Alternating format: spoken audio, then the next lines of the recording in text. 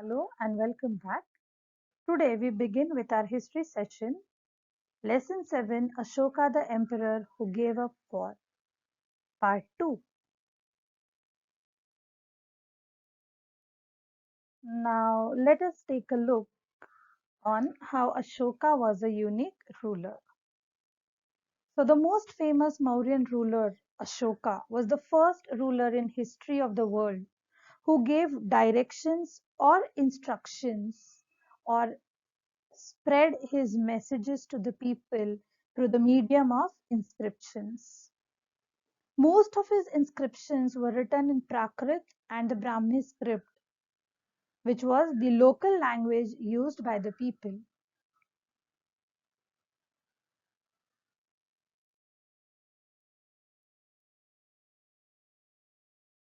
Now, Ashoka's war in Kalinga. So, we all know this was a very important event in the life of Ashoka and which made his life totally different.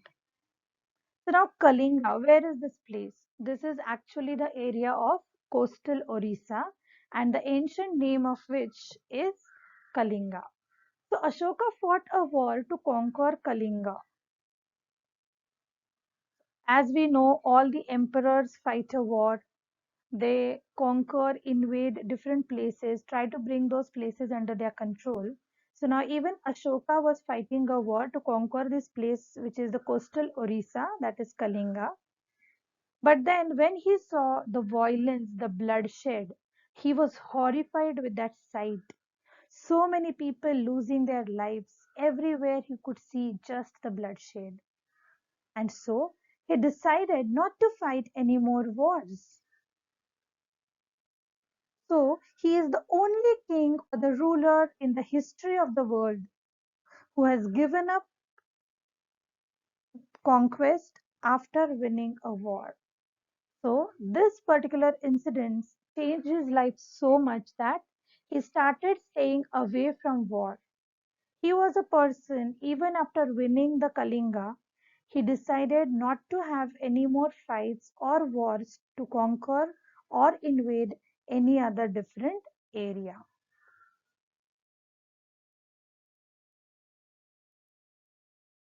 Now let's have a look at the inscriptions which describe the Kalinga war. This is what Ashoka has declared in one of his inscriptions, the following points. 8 years after becoming king, I conquered Kalinga. About 1.5 lakh people were captured, and more than 1 lakh of people were killed.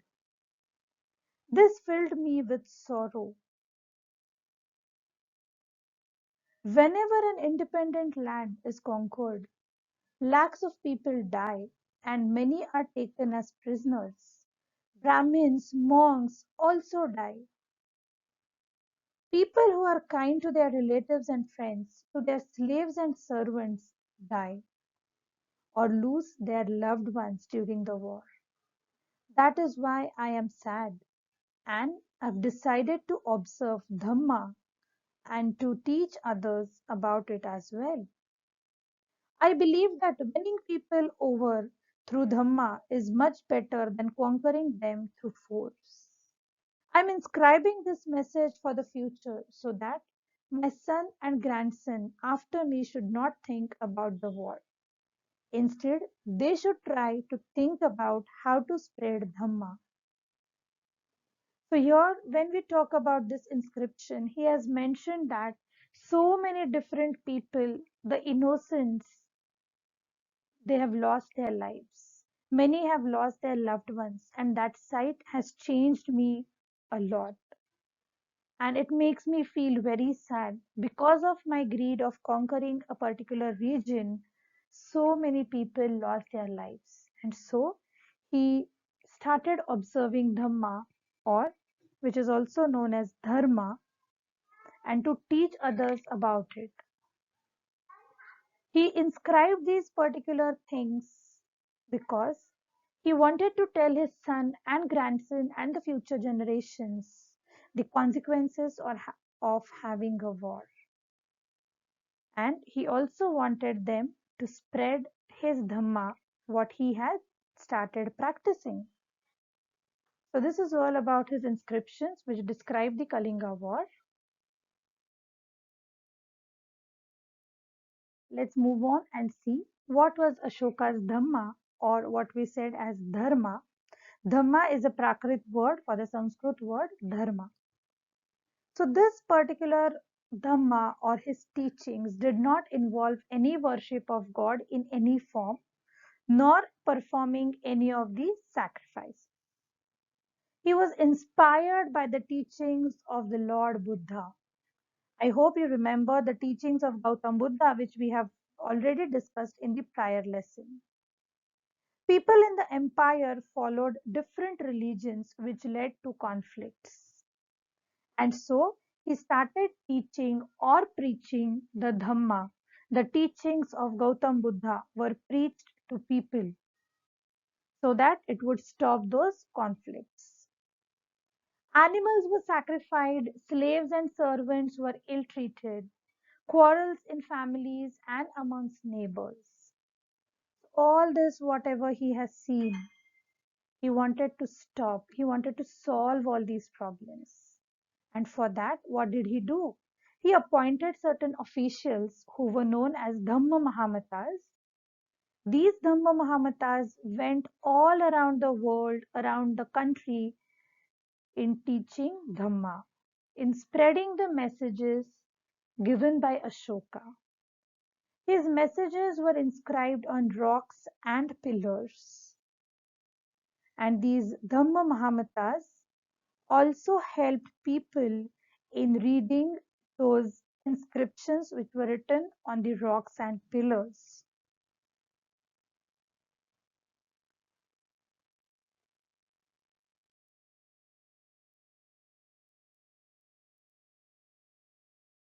He also instructed his officials to read his messages to those who were not able to read it themselves.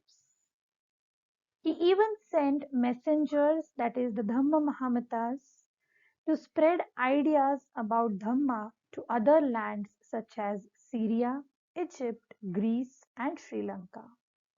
He even built roads, dug wells, and he built rest houses, also arranged for the medical treatment for both human beings and animals. So, these are a few welfare measures or developments done by Ashoka in his kingdom. So, let's see what message did Ashoka give to his subjects. He had observed that people perform a variety of rituals when they fall ill, when their children get married, when children are born, or when they go on a journey. But then he says, are these rituals really very useful? No. These rituals are not going to earn you anything. But instead, if people observe other practices which would be more fruitful and help them in some or the other way. So let us check out which are these practices told by Ashoka in his message towards his subject. He says one must be gentle with the slaves and servants instead of ill treating them. He also says respecting one's elders is the most important thing. Treating all the creatures with compassion. Giving gifts to Brahmins and monks. It is both wrong to praise one's own religion or criticize another's. Each one should respect the other religions. If one praises one's own religion while criticizing others, one is actually going or doing greater harm to one's own religion. Therefore, one should try to understand the main ideas of other religions as well and try to respect it. So, these are the very small aspects of being a good human being,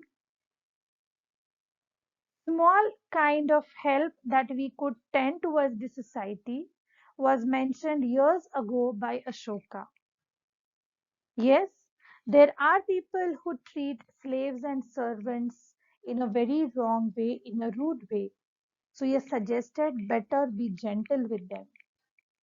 One should always respect the elder ones around. Yes, this is what even we say today. Treat all the creatures with love. All living creatures have a right to live whatever part of life they are here. Giving gifts to Brahmins and monks is like giving donations, helping them out for a good cause. And when you praise your own religion, do not criticize any other religion. Try to respect the other religions as well. There are a lot of good teachings that could be inculcated in us to be a human being from even the another religion. If you praise your own religion, whereas you criticize others, we are doing a greater harm to our own religion. So, one should always understand, take what is good from other religions and try to respect each and every religion. So, this was the message given by Ashoka to his subjects.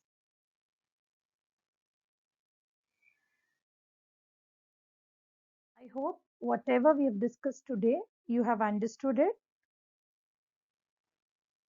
Do read the lesson once. If you have any doubts, get back to me when we have our sessions.